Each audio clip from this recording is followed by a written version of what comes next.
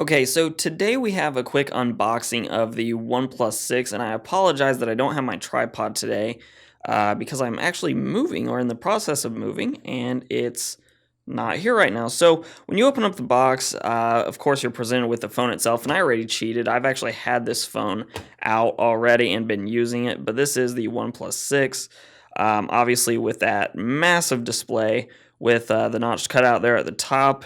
And of course, I'll get more into how I feel about everything in the review. I will say that the notch is just fine.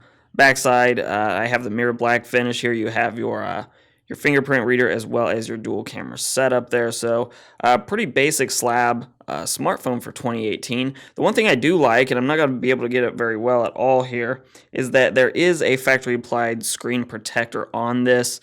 Which I've left on the screen as well. So do be aware that you don't really necessarily have to buy one right off the bat. It comes with one pre-applied, so props there. Now, the tray that the phone sits in is actually where all the documentation as well as the included phone case are, so I'm going to get to this in a minute.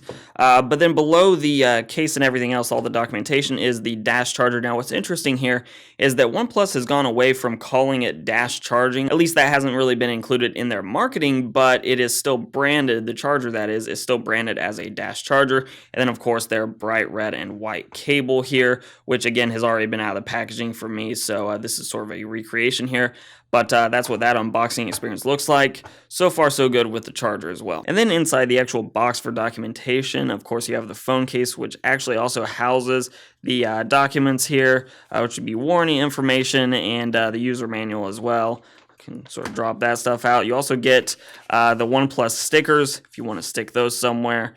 Maybe laptop, for example, cover up a Mac sticker, maybe with that big OnePlus sticker, or maybe on the phone itself or on the case itself. It's one of those things, totally up to you. But you do get some stickers in case you're into that. And then also importantly, you do get a SIM removal tool. And one of the nice things about the OnePlus One here is that it is a dual SIM phone. The only sort of complaint I have about that is I really wish that it would have come with maybe a SIM slot and then one of those combo micro SD SIM slots, but it is a dual SIM phone, so I'm not going to knock them heavily on that, especially considering the price. And then lastly, this is sort of what the phone looks like once you have that sort of gel case on top of it. It doesn't really add much bulk to the phone.